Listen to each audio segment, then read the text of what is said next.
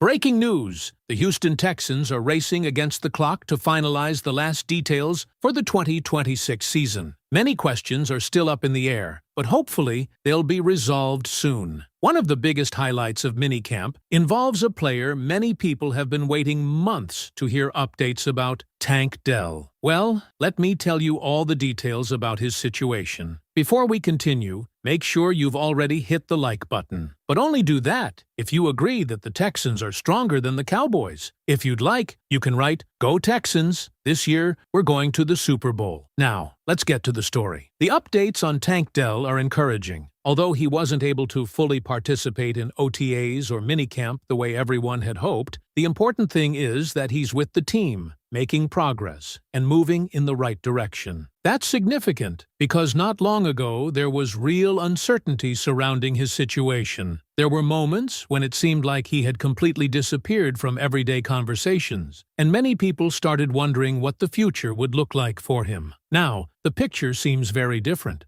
The most positive aspect isn't necessarily that Tank Dell is already back at full strength.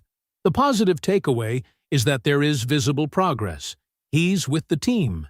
He's doing what he can. He's moving forward. And after all the concerns surrounding him, simply reaching a point where people can realistically talk about his return at some stage is already significant news for Houston. What's particularly interesting is how this development connects to another major story emerging from minicamp. There is growing excitement surrounding Jaden Higgins and Jalen Noel. When looking at the bigger picture of Houston's wide receiver group, the situation quickly becomes very intriguing. Nico Collins is already there. He's the established piece everyone knows. But now the conversation shifts toward the younger receivers and whether they can accelerate their development faster than expected. What happens if Higgins takes a major step forward? What happens if Noel takes a major step forward? And what happens if Tank Dell ends up returning and becomes a productive player again? Suddenly, Houston could find itself with an extremely deep group of receiving options. That possibility is one of the most exciting takeaways from minicamp. Among the younger receivers, Jalen Noel generated a tremendous amount of attention. He was arguably one of the biggest stars of the minicamp sessions because of his ability to create plays and make things happen. Reports of touchdown connections and explosive moments helped him stand out. And those flashes are exactly what fans wanted to see. The Texans don't necessarily need every young receiver to become a superstar overnight. What they need is growth. What they need is development. What they need is evidence that the talent is beginning to translate onto the field. And minicamp provided reasons for optimism in that regard. That's why Tank Dell's progress feels almost like an added bonus to the bigger picture. If the younger receivers continue improving and Tank Dell eventually returns to contribute, Houston suddenly gains flexibility and depth at one of the most important positions on the offense. The other encouraging element here is the mental side of Tank Dell's recovery. There was a time when some people genuinely wondered whether he would ever play again. That uncertainty created concern throughout the fan base. Now, the discussion has shifted away from those fears and toward a much more positive outlook. Instead of asking if he can come back, people are beginning to ask when he can come back. That is a completely different conversation. And for Houston, that represents meaningful progress. But as much attention as the offense receives, another storyline from minicamp may be even bigger: the defense. Because if there was one consistent theme coming out of discussions surrounding Houston, it was the belief that this defense remains absolutely loaded. In fact, one of the most revealing observations from minicamp involved the secondary. The defensive backs reportedly made life extremely difficult for Houston's receivers during practices. That's notable because this isn't being said about an offense lacking talent. This is a receiving group that already features Nico Collins and several intriguing young options. Yet the secondary repeatedly found ways to disrupt plays and create problems. Even more impressive, there were multiple interceptions that turned into defensive scores during practice sessions. Those are the kinds of moments that immediately grab attention. Those are the kinds of moments that remind everyone just how dangerous this defense can be. And when you combine an elite secondary with elite pass rushing talent, you begin to understand why expectations remain so high. Houston still has Will Anderson Jr. and Danielle Hunter applying pressure off the edge. Most teams spend years searching for one dominant pass rusher.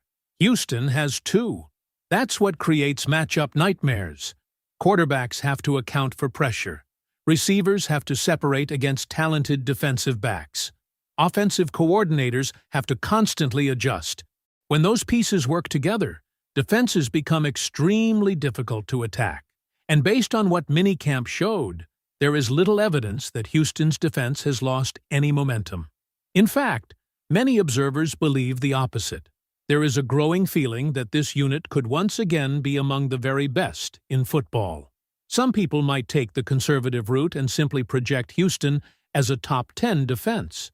That alone would be a major advantage. But there are others who look at the talent level and think much bigger than that. They see a defense capable of competing with anyone. They see a defense capable of controlling games. They see a defense capable of carrying the team during difficult stretches. And that's where the conversation becomes fascinating. Because if Houston's defense performs at an elite level, then the pressure on the offense changes dramatically. Instead of needing to score 35 points every week, the offense simply needs to be efficient, protect the football, avoid costly mistakes, sustain drives, take advantage of opportunities, and let the defense handle the rest. That brings us directly to the most important offensive discussion coming out of minicamp. The offensive line, unlike the defense, where many positions appear settled and loaded with talent, the offensive line remains a major competition. There are battles taking place. There are jobs still being earned. There are questions that have not yet been answered. Depending on how you look at it, that can be viewed in two very different ways. The negative interpretation is straightforward. Ideally, every team would love to enter training camp knowing exactly who its 5 best offensive linemen are. There would be no uncertainty. There would be no debate. The lineup would already be established. Houston doesn't appear to be in that situation. There are still questions. There are still competitions. There are still players fighting for opportunities. That naturally creates some concern. At the same time, there is another way to view the situation. Competition can force improvement. Competition can reveal unexpected contributors. Competition can push players to earn every snap. And that appears to be what Houston is trying to accomplish. The battles along the offensive line remain one of the biggest storylines heading into the next phase of preparation, because they could ultimately determine how high this offense can climb. The weapons are beginning to emerge. The defense appears loaded. The receiving room has reasons for optimism. Tank Dell continues progressing. But offensive line stability could end up being the factor that ties everything together. And then, of course, there is CJ Stroud. When discussing Houston's offense, everything eventually comes back to him. The reality is that if the offensive line improves and the receiving group develops the way many hope it can, the environment around Stroud becomes much more favorable. And when paired with an elite defense, the formula becomes even more interesting. Because there is a strong argument that Houston does not need to become the highest-scoring offense in football to win games. If the defense consistently limits opponents and creates turnovers, the offense simply needs to play smart football. Protect possessions. Avoid giveaways. Take what the defense allows. Keep moving the chains. There is tremendous value in ending drives with punts instead of turnovers when you trust your defense to win field position battles. That's a concept many fans around the league have forgotten in an era dominated by offensive statistics and scoring explosions. But Houston's roster construction may allow them to win games differently. And if the defense performs the way it has looked during minicamp, that possibility becomes very real. The schedule ahead will present major challenges, and there are plenty of talented quarterbacks waiting on the horizon. But based on what we've seen from minicamp, there are legitimate reasons for optimism surrounding both sides of the ball. Tank Dell is moving in the right direction. Jaden Higgins and Jalen Noel are generating excitement. The secondary continues making plays. Will Anderson Jr. and Danielle Hunter remain major threats, and the offensive line competition is one of the most important battles to watch moving forward. So, Texans fans, what stands out to you the most from these minicamp developments? Are you more excited about Tank Dell's progress, the emergence of the young receivers, or the dominance being shown by Houston's defense? Subscribe to the channel, leave your like, and click on the video appearing on your screen now. The latest Texans news and updates firsthand, you'll only find right here.